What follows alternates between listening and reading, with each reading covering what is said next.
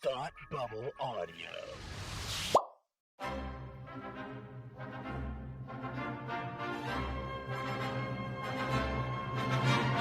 Look, up in the sky! You will never find the more wretched hive of scum and villainy. Welcome to Beer with Geeks with Tim and Frank.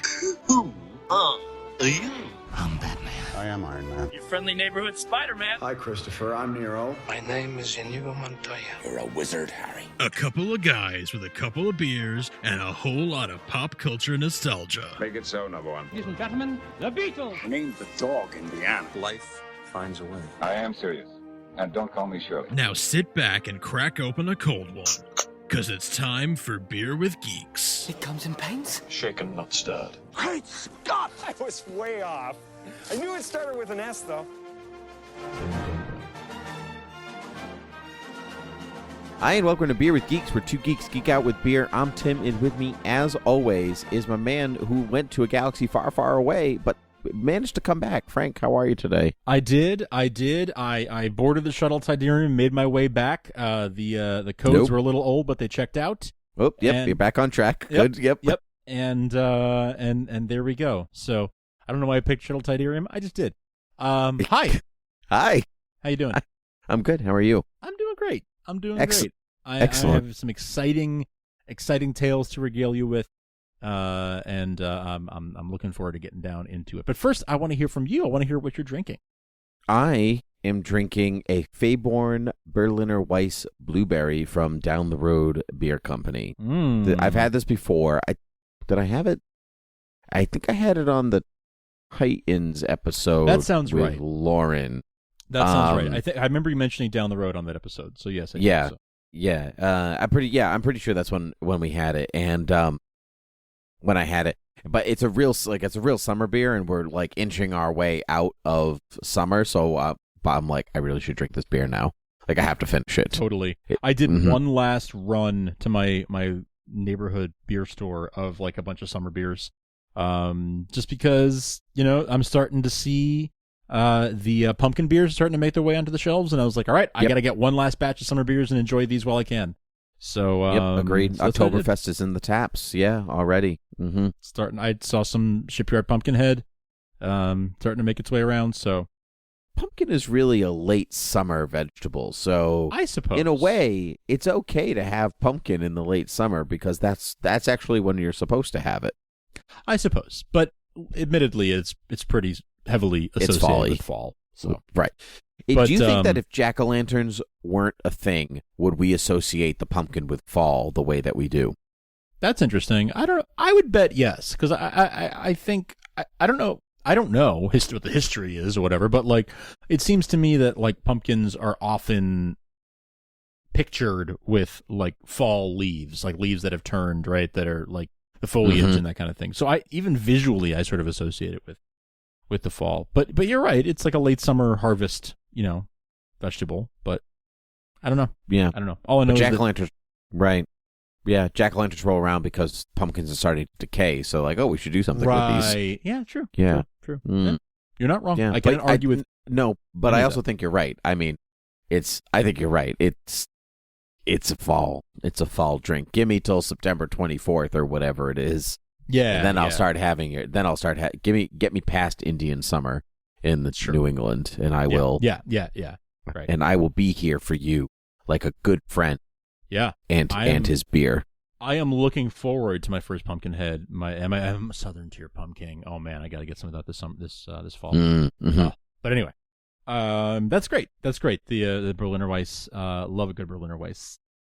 Indeed. What are you drinking? I am about to try a new one here. So this is Old Planters El Milagro dry hopped Mexican lager. Oh, I like that can. Yeah, it's cool, right? I thought you'd like that. Yeah, it's got the guy I holding love the two a good beers. Can. He's like a farmer holding the two beers. And good sound. Drink in the beer. Ooh, that's good. All right, so this is a brewery based right here in Beverly, Massachusetts, just up the road from me. I got to head over there. They have a tap room. It says here on the can. This is I'll be there in an hour and a half. Yeah, right. Yeah.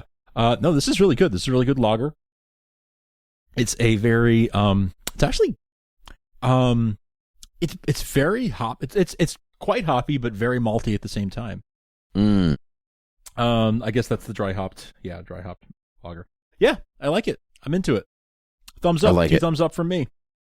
Good Old for you. Planters El Milagro dry hopped Mexican lager. Well, I'll tell you what. Another thing that I really liked recently was I got to go to Disneyland. Disneyland. I did. You went to the land of Disney. I did. Did you have a good time? I had a great time. I went with 10 friends. We were a large group. Yes, you were. Some of you who listen to me over on Starkville's House of El Krypton, my co-host Derek, he hosts another podcast with Brian Austin Green from 90210. Casual. David Silver. So we all headed out, 10 of us sort of podcasting friends, all headed out to LA to help put on a live episode of With Brian Austin Green. Actually, I'm wearing my With Brian Austin Green t-shirt right now. Oh, yeah. So That's exciting. Yeah, so we went out to LA and we took a day when most of us got there. We took a day to just to hang out before we got down to business and did the live show. So we went to Disneyland for a day because, Tim, I don't know if you've heard, it's very underground, but there's a new section of Disneyland that just recently opened. You may not have heard of it. It's very obscure. I think you're talking about Jurassic Park Land. Nope, not quite. Are you talking about Seussland? Seussland. As much as I would like that, no. No, I am not. Nope. I am talking about Star Wars Galaxy's Edge. Ooh. Yeah. I have not heard about that at all. It definitely has not been on. It's definitely not on my places I need to go before I die list. No, definitely not. It's just stuff. I'm definitely not saving every penny I have to fly out there. Cool. At a moment's notice. And I definitely didn't cry myself to sleep every night you were in LA because I couldn't go with you. Oh, I know. We were hoping it was going to work out, but next year. Yeah. Actually, remind me to tell you later what the tentative plans are for next year. Okay. But we got to go there. So a bunch of friends. We all went there together. I have to give a special shout out to our friend Kim. Kim is an LA resident, and she is a Disneyland annual pass holder. Good for her. Which gives her special privileges, like being able to make reservations and things like that are more easily and like before everyone else. So, shout out to Kim, salute to Kim, because she was like if we were Cub Scouts, she was like the troop mom the whole time, because like she goes to Disney like all the time. Like I'm talking like once, twice a week sometimes. Like it's what she just she lives locally and can pop in for dinner if she wants, which is awesome. I'm like, that is cool. It's a crazy life, right? Just to be able to drive over to Disney, get dinner, and go home. Like but she can do that. That's the LA life. So I can drive to the Outback Steakhouse. Yeah, it's just like that, except bigger and a lot better. But yeah. So happier, definitely happier. So I literally got off my flight, picked up a rental car, made a quick pit stop to the drive-thru for In-N-Out Burger, and then went straight to Disneyland. Whoa! Yeah, because we had reservations at Oga's Cantina, so I knew that I had a time when I had to be there, and I had to be there, and I got there with 20 minutes to spare, so I just made it. But literally, I got there. We were walking up Main Street, USA. We go through Frontierland, and met up with our group right there near Main Street near Adventureland, and we go through Frontierland. And we're walking past the Splash Mountain, and then we go through this sort of this stone tunnel. To call it a tunnel would make it seem like it's dark in there. It's more like an arch, a big stone arch that lasts for, you can kind of walk through the walkway for a little bit. It's almost like a tunnel, if that makes sense. But there's plenty of light, right? Plenty of sunlight. Did the ground feel weird? Kind of spongy? The ground feel weird. Any Minox floating around? No, but I'll tell you what there was. Okay. There was this eerie, sort of ethereal ambient music playing, so that you just almost to drown out the sounds of Disneyland in the background. That makes sense. Sure. Okay. It's a transition, right? So you're walking through, and suddenly the stone walls they look less like they're like it's a cave carved out of a rock, and it starts to look more like buildings. And you start to notice these like holes in the walls, like they look like they're from like blasters. And you start to look around and you see these buildings and these lights that look straight out of the films. I mean, it's the architecture. It's not actual buildings you recognize, but the style, the architecture. It looks like the Ben Burt style, Ralph McQuarrie style. There is a Ben Burt thing that I'll mention in a second. Not quite yet, but so you walk in, you start to see these buildings, and they look like something you would expect to see on Tatooine or on Jakku, except it is Batu. That's the name of the planet this is supposed to take place on. And all the people who there's off to one side, there's a vendor selling blue milk. And off to Did you get some blue milk? I didn't get blue milk. Some friends did. Because the first thing we did was we went to Oga's Cantina. We had our reservation at Oga's Cantina. Gotcha. So that was the first thing we did. So like we're just taking it all in. There's a TIE fighter and a first order TIE fighter, full size, off to our right as soon as we walk in to the park. And then right next to that is Oga's Cantina.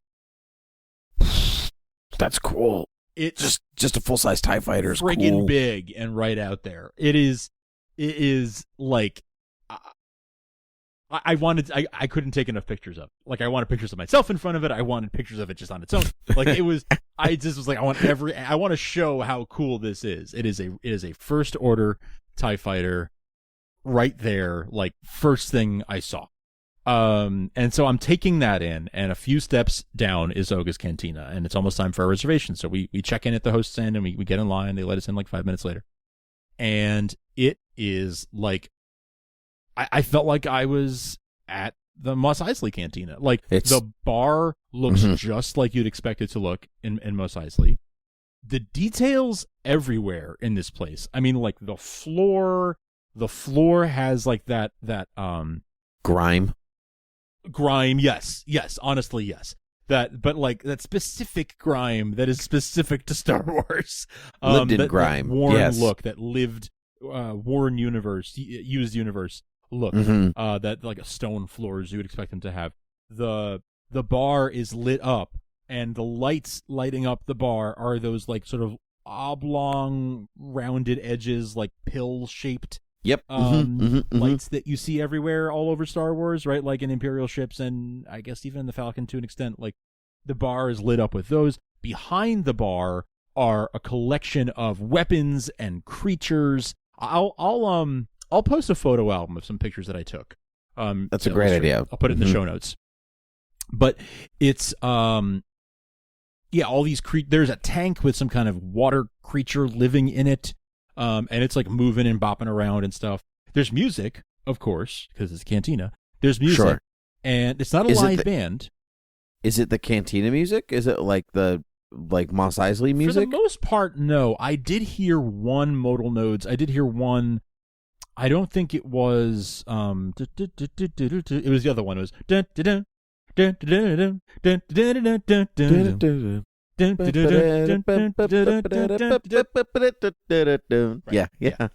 It was that one. But it was that with like a techno remix of that. So it was like they sampled that. Gotcha. But it's not a live band who's playing it. It's a DJ. It's DJ Rex. Rex or R3X. It's the droid that used to be the pilot on Star Tours, the old Star Tours. Oh my gosh, yeah. Now is the DJ in Oga's Cantina. Oh, by the way, spoilers for Galaxy's Edge. There are a lot of people who don't want to get spoiled on what the experience is and whatnot. Oh, I'm gonna okay. Spoil Oga's. I'm going to spoil Smuggler's Run. I'm going to spoil the whole thing. So if you want to go in pristine, let's say you have plans to go like next week or something, and you really don't want to know, tune out. But if you do want to know, if you do care, please listen, because this is I'm gonna tell you the whole experience. So Cantina was awesome. They have a very nice selection of drinks, alcohol and without alcohol. So they do have blue milk. The blue milk is it's something of a mystery. Yeah. It comes with it's very sweet. So I gotta say, if you like cocktails, right? That's most of what they serve at the cantina. And even the ones that are not, they have like mocktails, as well. They're very sweet, very sugary. So I started out with one. I went with the Jet Juice, which is a Maker's Mark bourbon, canteen cocktail, which I like bourbon. I like whiskeys, as CR Batman 89 commentary to see just how much I like bourbon. Answer: too much. Good but times. So I started with that, and it was very good, but it was very, very sweet. So I was like, well, if I'm paying $14 for a cocktail, I might as well enjoy it. So I'm going to move on to something else. So for the second one, I got a beer. I got a Gomorrhan Ale, which was a red ale. Ooh. So yeah, that was great. I did not do, so you can do these special commemorative glasses. So you get a souvenir glass you get to keep. You can get the Yub Nub, which is a tiki cocktail in like a tiki cup, like a ceramic tiki mug.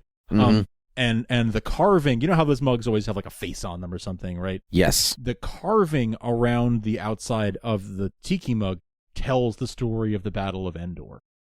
It's almost like, imagine what like an Ewok cave drawing or would look like, and that's what the outside of the entire cup. It just tells the whole story of the Battle of Endor. So it's sort of primitive carving of like TIE fighters and ATSTs and stuff. It was very cool. That was very cool. I like that. It was also $45. That's just like, wow. Jeez, my gosh. Yeah. Well, you get to keep the mug is the thing. So you're paying $15 for the drink and $30 for the cup, I guess. It's a lot for a cup. It's a lot for a cup. So I didn't do that. A couple of my friends did. I was very happy for them, but I couldn't bring myself to do it. There is also the Rancor Beer Flight, which is all the beers they have on tap, but they each come in a ceramic Rancor tooth shot glass. That's so in cool. The flight. And for $75, you can buy that and keep the glasses. Do not think it's that cool, but it's cool. Still, not that cool. It's actually cooler. I'm closer now. It was for more money. It was cool. It was cool. It definitely was cool. But I didn't get that. There's also then on the non-alcoholic side, there is one called a Cliff Dweller, which is just like a juice. It's a juice. It's a non-alcoholic just juice drink. That comes in a porg mug that you can keep. That's like cute. $30, so that's cool. The Blue Bantha comes. The Bantha milk, blue milk comes with a cookie, which I heard was very, very good. It's like a vanilla butter sugar cookie. Okay. But all very sweet. So it was great. It was a great experience. I had a blast there. We were there for like 45 minutes or so. That's sort of what your reservation gives you, is about 45 minutes, and then they sort of. So it's about 2 drinks. And then they will sort of, I've been told they sort of kindly start to usher you out. That didn't happen to us, but after about 45 minutes, we were like, all right, cool, we want to go ride Smuggler's Run. So we left anyway, of our own accord. Had a great time. Fantastic. I can understand why they would do that, because they don't want people getting sloshed. They don't want people getting sloshed, and they also want other people, like the line is long. So they need to keep the traffic moving in and out. You know, we got to stand at the bar. There were also booths where you could sit. It looked like they were putting, like, if your party wasn't big enough, they'd put you with another party at the booth, which seems like kind of awkward, but whatever. But we stood at the bar. We were fine. We had a good time. We had all just arrived, right? Like, I just got off a flight. Most of them had just gotten there, so we were all like saying our hellos and like. Oh, and so stuff. you basically got there and went. So you decided. So you met at this place. So like you entered Disney Park on your own. No, I entered Disney Park with Kim. She like was waiting outside with my ticket for me and walked in. Oh, okay. Met the rest of the group like right near the Walt and Mickey statue, and then we walked as a group into Galaxy's Edge. Okay. But it had been like 5 minutes since I'd gotten there, right? So we were still sort of like, hey man, I haven't seen you in a year. How you doing? You know, we're doing all that kind of stuff, catching up with each other. From there, we stepped outside and we're looking around and we're seeing like, oh, there's like where they make the droids, and like there was a really cool display of like a bunch of, there's like droid parts of protocol droids just strewn about, and like a red R2 unit just there, but like looking all rusted and in decay. And like a case behind him, like a shelving unit behind him. This is outdoors, and a shelving unit behind him were parts of a prequel era battle droid, all like folded up, like you know how the droids fold up. Mm-hmm. It was all folded up like in a almost like a carrying case, like a cat carrying case over in the corner. I thought they were just kind of like ignoring the prequels, so even just to have a battle droid makes me happy. It was so cool because it would think about if you go to an auto body shop and you see parts like a fender off of an old car or like an old spare tire. It was like that. It was the parts. Like that's what they were there for. Like, oh, maybe I can get a motivator out of this one or whatever. So that was the premise of like, sure, it's old, but like maybe we can use some circuits or whatever out of this. R5's got a bad motivator. Exactly. Look. Yeah, Yeah. exactly. That's it. Nice. So Nice. from there, we rounded this corner, and there she was. The Millennium Falcon. The Millennium I assume Falcon. you're okay. Yeah. What were you like? Carrie Fisher's. Yeah. hologram. Still alive, but Still imprisoned alive. in the park. I know. No. Oh, too soon. No. Yeah, there was the Millennium Falcon, and I like audibly gasped. Like I was awestruck because there it was. Like it was the real thing in front of me, full size, the real deal. Everybody looking up at it, like just mouths agape, and I'm with them. Just it was incredible, and it was awesome to be with like 10 other people who I knew got it. We were all geeking out to the same level. Yep. Mm-hmm. I think that's important when you're going because you don't want to be like the dad that goes with their kids that's too young and your wife hates Star Wars and you're like, right. Look, kids, it's the Millennium Falcon, and they were like, I don't know how to spell Millennium. Yeah, and can we go back to the Dumbo ride? I can spell that. Right. Yeah, like. Could we go to Seuss Land at Universal now? Shut up. You can spell it. Yeah, so I was just awestruck and taking pictures of it like crazy. The thing is beautiful. It's amazing. It's amazing. Right next to the actual Falcon itself is the entrance to Smuggler's Run, which is the Falcon ride. So gotcha. The one tiny gripe I have is that you don't actually get to walk up the ramp of the Falcon, like where you would see Han walking up to go on. Oh, really? You don't get to board it that way. You have to board in the back where like the thrusters are, basically. Sure. Well, there's a ramp off to the side to a building that is next to the Falcon, right? And so it's almost like you don't. I mean, I guess you can walk. You can walk onto a plane like with the little stairs that fold out of the door, right? Mm-hmm. Or you can go through the terminal and go through the jetway and board that way. So you're basically going through the jetway. You're like, okay, enter the terminal this way is almost like how it is. Again, thanks to Kim, we had fast passes, so we were able to just like get on the ride. So we walk through the queue area. The queue area is very cool. There are, as Disney rides are so good at this, where there are just things to keep you occupied and keep you visually stimulated the whole way. Mm-hmm, mm-hmm. So there are just like, you feel like you're walking through the like engine room of a ship that's being worked on, and there's like toolboxes open with like the tools strewn about, like someone was just working, like was just tightening a screw and then walked away to go get something else and left the tools out, like they'll be right back. That's cool. There was a little table that had a bunch of, it's almost like anti-Disney that way, like we're leaving the toolbox out to show you we're working on something, but to show that it's like you're in a working spacecraft, right? Like an operating spacecraft. Used universe, right? Used universe, exactly. It's a piece of junk. It's got to be worked on all the time. There you go. Yeah, exactly. There was a table. This is like behind a railing, not behind glass, but behind a railing. It's like just out of reach. You could feel like you could just reach out and touch it, but it's just far enough you can't touch it. Mm-hmm. There's a table that had a bunch of Sabacc cards laid out and like a bunch of chips, like so someone was just playing Sabacc. There were a few things like that. You get closer, you get up to the actual start of the ride itself, and you walk into this big room where like probably 50 people can all fit, and you all look up, and then I saw the most realistic animatronic I've ever seen in my life. This is like the world's most realistic animatronic or something like that, right? Hondo Anaka. Yeah. I think you sent me like an Instagram video of this like months ago when the place first opened. Yes, I did. That's right. I forgot about that. Yeah. Mhm. So it's that guy. It's Hondo Ohnaka. The most realistic, like the way his gestures are, like his hand gestures and his fingers are. This is weird to say. His fingers are so articulated, where like you can see every little flourish of every little finger joint. It's weird, but it's so real. And he even like steps forward and steps back. It looks like he is like shifting on his feet, like a person would. Like it's so realistic looking. So the whole premise is he is a smuggler. He is borrowing the Falcon from Chewie, and Chewie appears on a video screen and like like agrees to let him have the Falcon. It's like, I will help you with resistance stuff. What massacre? What weird world is this? Where Chewie's like, yeah, take the Falcon, Take the other Falcon. smuggler. Well, Sure. the deal that they're cutting is, I will help you with resistance stuff if you let me borrow the Falcon to steal some coaxium. I'll sell it, and we'll all share in the profits, and then I'll help you with some resistance stuff. Okay, That's cool. the whole premise. Okay, That's the mission. All right. We're going to steal Okay. some coaxium. I mean, So- it's all a big setup so you can go on the Millennium Falcon. Right, So right, it's like, basically. yeah, I understand. Okay, You walk cool. through. All right. You walk through like a very crowded hall, a very tight hallway, and then the doors open, and you're in the Falcon.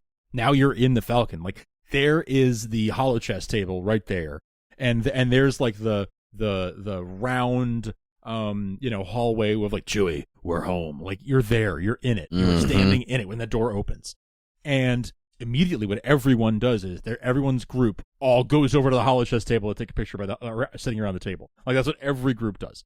So you head over there. They start handing out. They ask, okay, how many in your party? Up to 6 people can board at a time. So they start handing out these cards with an assignment. There's 2 pilots, 2 gunners, and 2 engineers in every party. That's cool. That's cool. I would not want to be an engineer though. Like, You would think. You would oh, think. okay. But, Oh, all right. Change my but mind. wait for it. All right. Yeah. Wait for Keep it. going. Wait Yeah. So I went on it twice. I was a gunner once and an engineer the second time. I really wanted to be a pilot, but other friends really wanted it more than I did, so I let them have it. You're good. You're a good person. Next time I go, I definitely want to be a pilot. But there's a lot of pressure on the pilot. You get in, you they give you your cards that have your little role assignments. And here's the clever thing is that there are definitely like 4 or 5 cockpits. But you can't see that. So that multiple groups can ride at once, right? But you can't see that from where you are. You're at the room with the holochess table, and they give you your card that says you're an engineer or whatever, and they group you in by colors. So it's the blue group, the red group, the brown group, whatever. And they call you, but okay, brown group over here.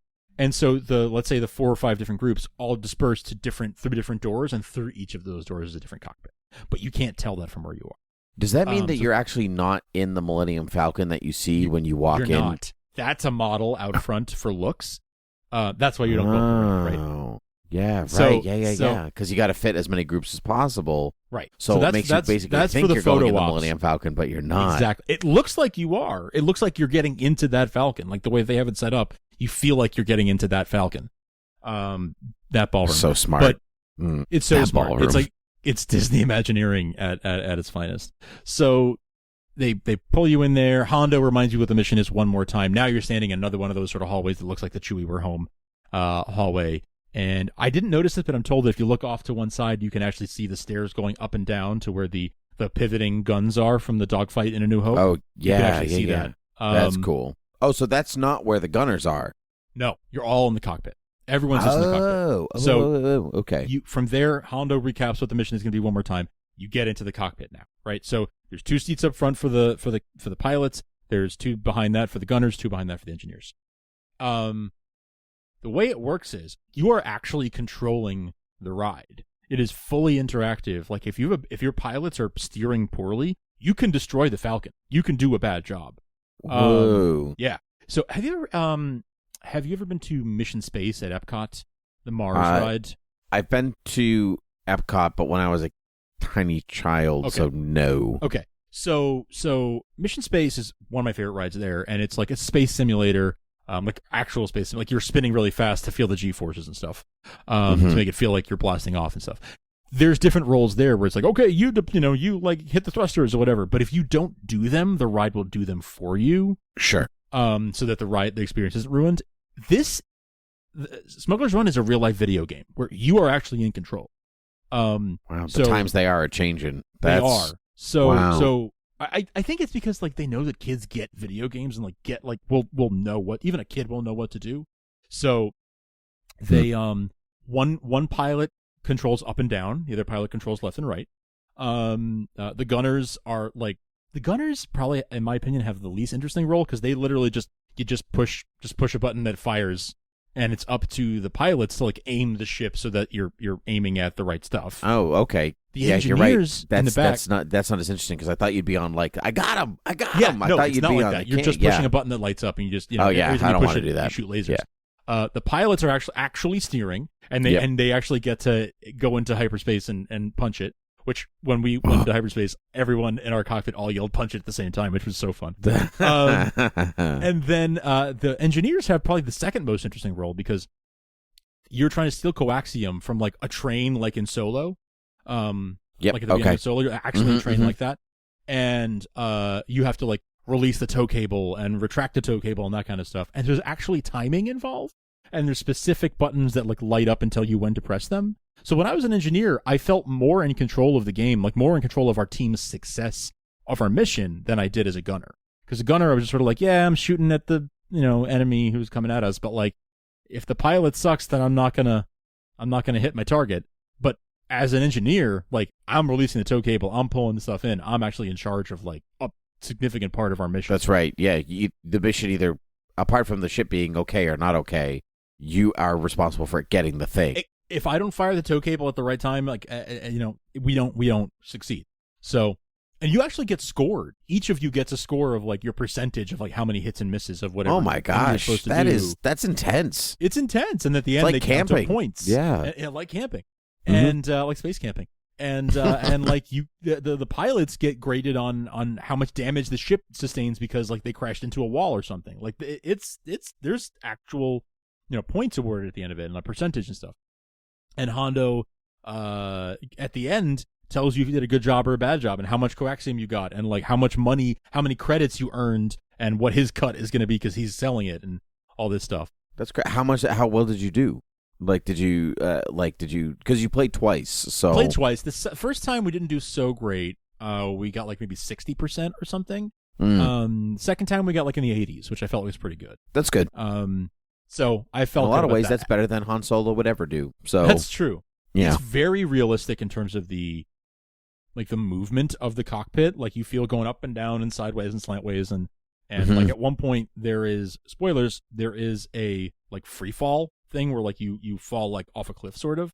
So and you feel like you're in free fall for a few seconds. So if you get like car sick, motion sick, this might not be for you, or at least like don't have blue milk before you get on this ride. Like it just. It's gonna be a bad time if that's not your thing. Yeah, that's a great warning because I do get motion sick. So like I would like need to know that ahead of time. So don't but also when I know it's like it's computer, I'm not like scared motion sick. It's not like my car's actually falling off a cliff or whatever. It's not like Tower of Terror where you're actually falling. Yeah, it just feels like you're falling. But it's pretty. That's good. easy. That's easier. I'm okay with that. Yeah. So that was super fun. I mean, that was the highlight of the whole thing for me was Smuggler's Run.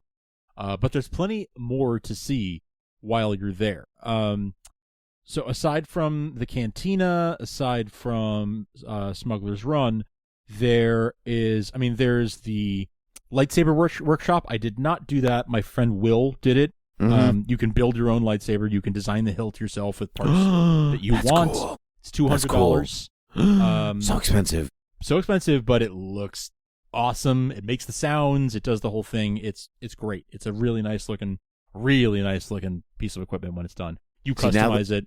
Yeah, now that I know that exists, like if I go, I'm saving my money for that. Yeah. That's kind of the thing sure. that I would, because I like Star Wars because of Jedi. So like I would need to. That's what I'd be drawn to. All right, continue.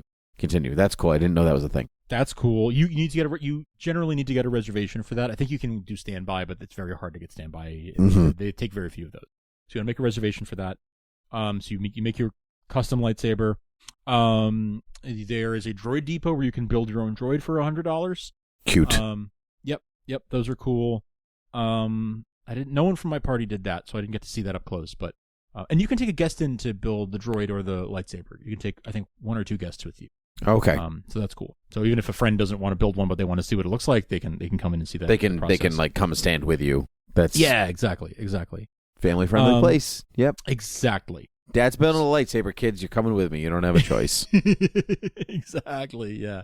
Jimmy Mack from Rebel Force Radio took his wife and his 2 sons, and he and his 2 sons, all 3 of them built lightsabers together. I was like, $600. $600. You love your kids way more than I'll love mine. Yeah. Financially, of course, but yeah.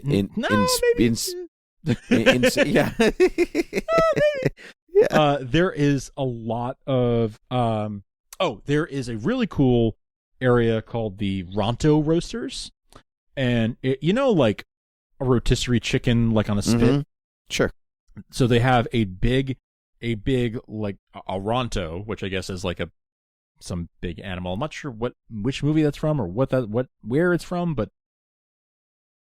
a Ronto on a spit over a fire, like roasting, and it's this really cool.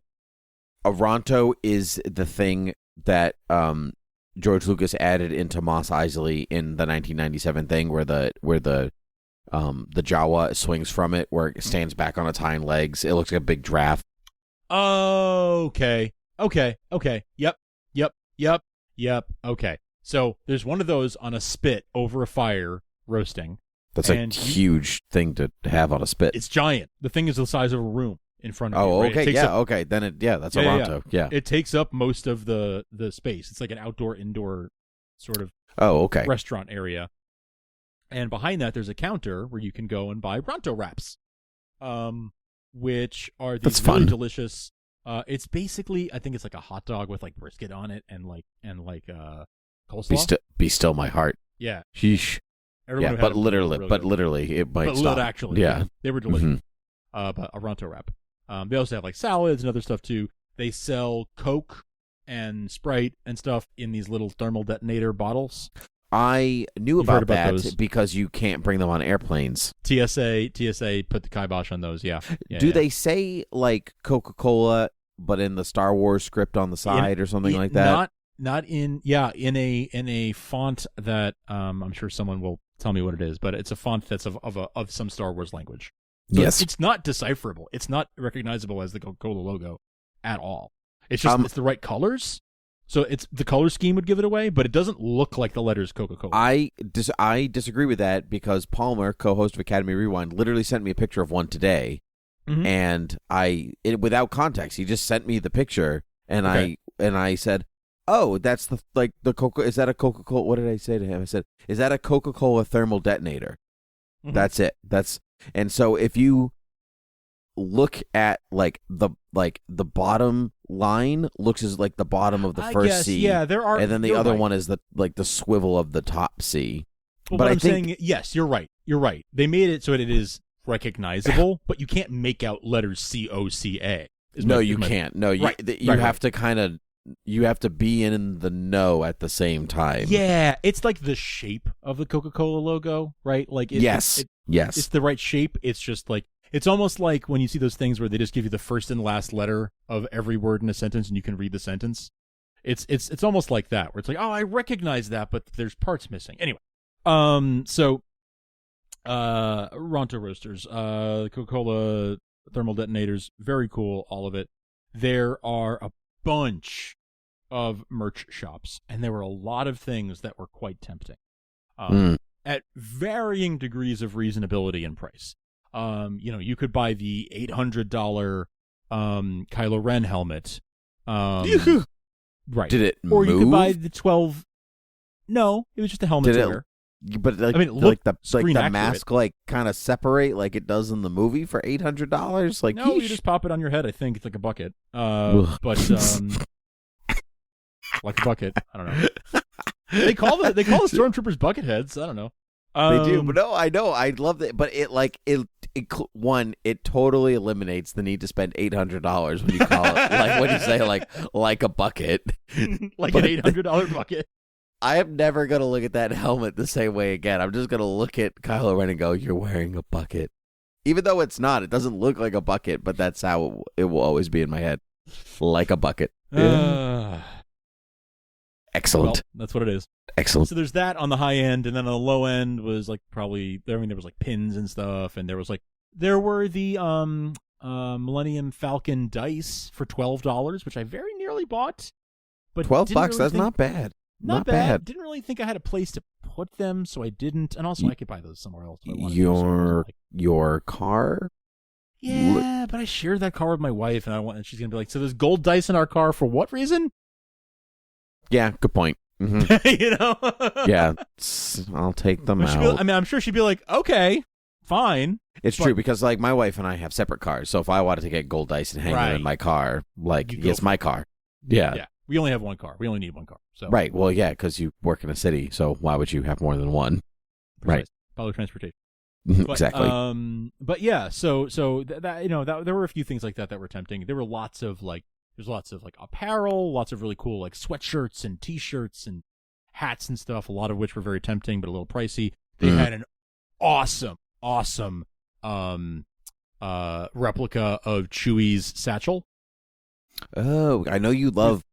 You want the satchel. I know that you I do, love... and I had it in my hands, and I was like, I could buy this. I don't remember how much it was, $60-$70, a little pricey, but like for like a nice bag, not unreasonable. For a nice like, leather bag. I had it in my hands, and I was like, I don't want it that badly. Like, I'm not going to use it around town. I'm not going to walk around downtown Boston wearing that with the bandolier strap and everything. No, you're past that point in your life. I am. So, like, why? It'd be nice to have, but, like, 10 years ago, it'd been nice to have. I'm not at the point. And I'm not much, this. I'm, like, getting out of my need for, like, collectibles for their own sake. Yes. Like, I took a coaster from Oga's Cantina, and some people took menus and stuff. I just took the coaster, and I bought a couple little trinkets, like pins and stuff, but nothing. Sure. Because that I can, like, put on, like, my bag that I take around town. Cool backpack guy, for those that know. Yeah. And that's like a little more subtle and more of a, I feel like more socially acceptable place to deck out with swag. So that makes sense. With flair. So we rounded another corner, and there was a full-size Resistance X-Wing, like the blue X-Wing, which was like gray with the blue accent instead of the orange accent. Super, super cool. And standing right there under it was Chewie working on it.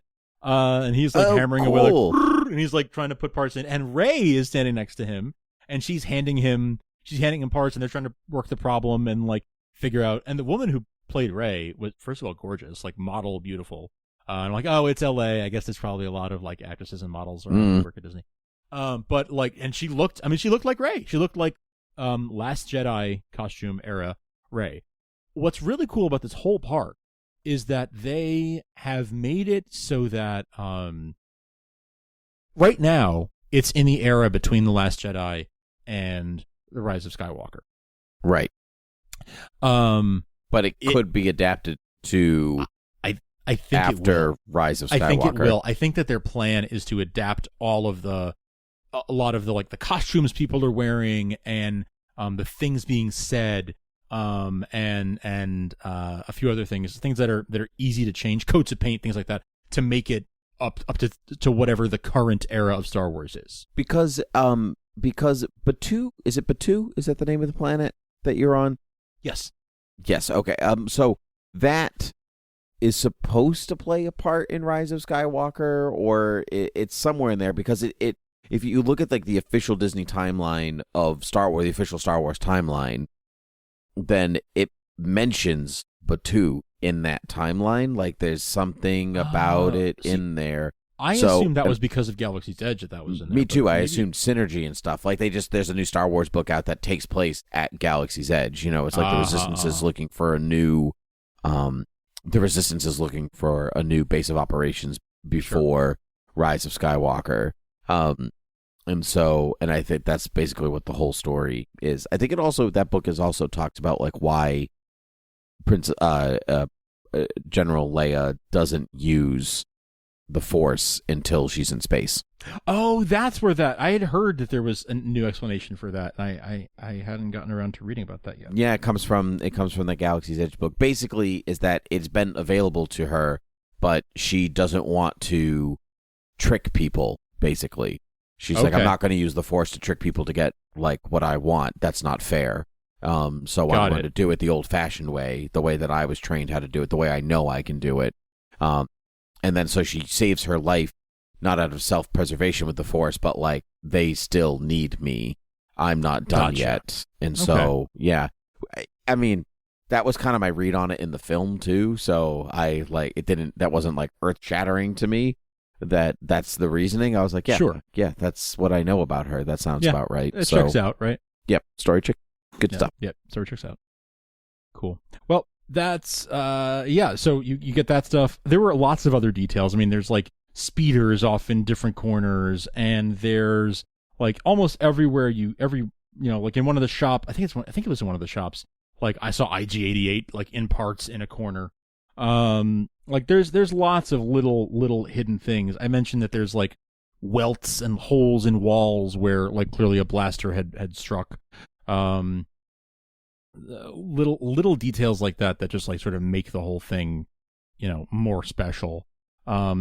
There were every so often as you're walking through outdoors, there must be like hidden speakers somewhere, and this is where the Ben Burtt thing comes in. You hear like the sound of TIE fighters overhead or like X-Wings overhead, and they do it in such a way that wherever you're standing, it's all hidden. It's up above you, probably in like the lights. Sure. Street lights or whatever. But you hear, it sounds like it's moving overhead. Like it sounds like it's going from left to right, because I guess that there's speakers on your left and on your right, and they sort of use the stereo to make it sound like it's going from one side to the other. That's cool. Very cool. Mm-hmm. Very, very cool. To the point where at one point I did sort of look up, like, how is that? Is there really something flying? Like it's pretty convincing. That is very cool. All the staff, all the personnel, they're probably the most comfortably dressed people at Disney, honestly. They're still wearing like thick robes and stuff, but at least they're not wearing like a Mickey head on the top of it, Sure. Sure. I mean, which are air conditioned inside, but still. True, but still, it's California in the summer. They all have like, they say certain phrases like, instead of like good day or hello, it's like bright suns to you. They see you looking at your phone, like, oh yes, your data pad. I was asking if I could pay for my food with my, or not even asking that. She saw that I was trying to use Apple Pay on my phone, right? And she's like, oh, put your data pad right here. And so I put my data pad right there, and she's like, all right, that'll be 2.75 credits. Like everything is. Oh, I love that. That's every awesome. Little detail, and I've heard tell of stormtroopers like coming up to little kids and like being like,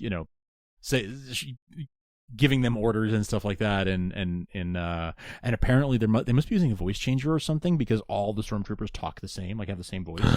That's awesome. Voice changer. That's so many little details that they didn't need to do, but they did anyway. There's like red algae growing on the walls that just looks real, doesn't look like it's painted on, really looks like the real thing. All these little details of like, these are very old buildings that have been here for probably 1,000 years. And this place feels so immersive. I was surprised. I'd never been to Disneyland before, and I'd always been told that like, yeah, Disneyland is great, but Disney World feels so much more immersive, and you can't see outside the park. Like you can't see anything. Mm-hmm. You can't tell you're in the middle of Orlando, right? Whereas here, at Disneyland, I guess when you're standing in one, in Adventureland, you can see Frontierland or whatever. You can see the different rides in the background, and it feels less immersive. But here, with the exception of I could see the very top of Splash Mountain, other than that, it was just blue sky all the way around. So I felt like I was in a galaxy far, far away. Yeah, I felt like I was in a galaxy far, far away.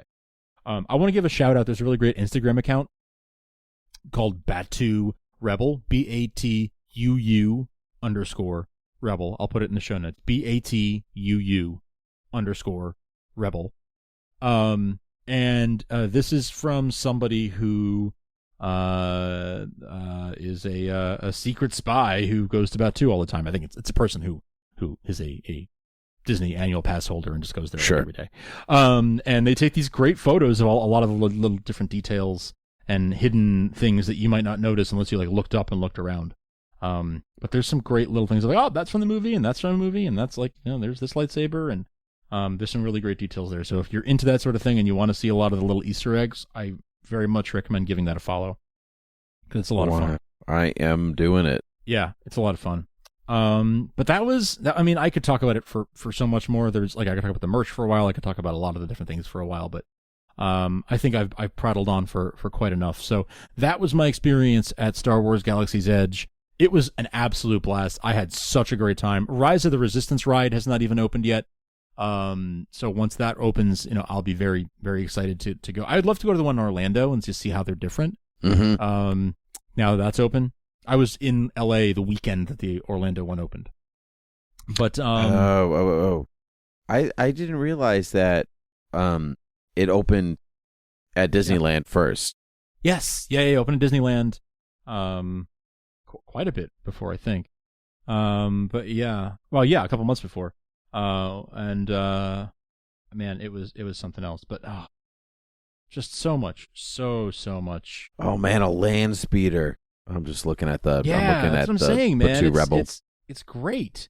It's great. There's so much great stuff. I was really glad too. The day we went, there was about a 20-minute wait for Smuggler's Run. The next day, apparently, it was Saturday of Labor Day weekend. Or Friday of Labor Day weekend.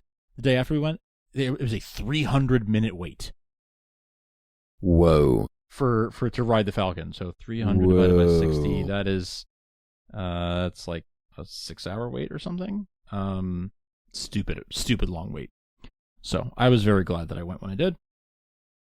Yes. I heard a rumor that it wasn't doing well and they were considered turning it into Aladdin Land, and I saw that dump. That can't be true. That's not true.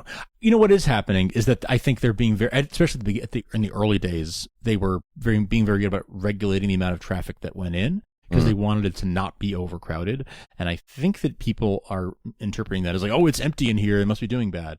And admittedly, I think that Disney on their latest shareholders call said that like revenue in the parks wasn't as high as they wanted to be. Now, granted, doesn't mean it was down. It just wasn't where they wanted it to be. That's correct. But they've also raised the prices.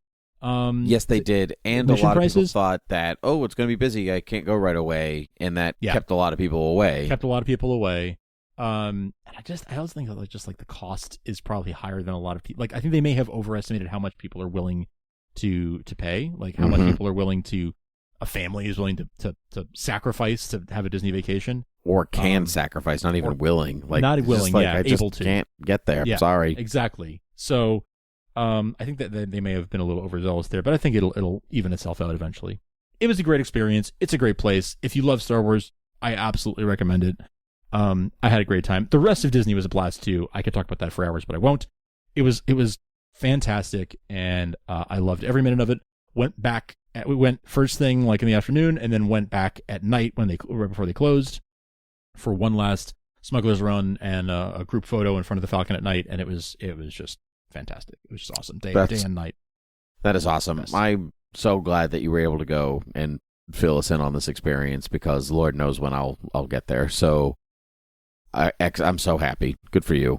That's great. Thanks. It was a blast, and I'm glad. Thank you for letting me share it. No, you're very welcome. So you can find us at beerwithgeeks.com, at Gmail, Twitter, and Facebook. You can rate and review us on iTunes and find us other places podcasts can be found, obviously, because you're listening to us right now.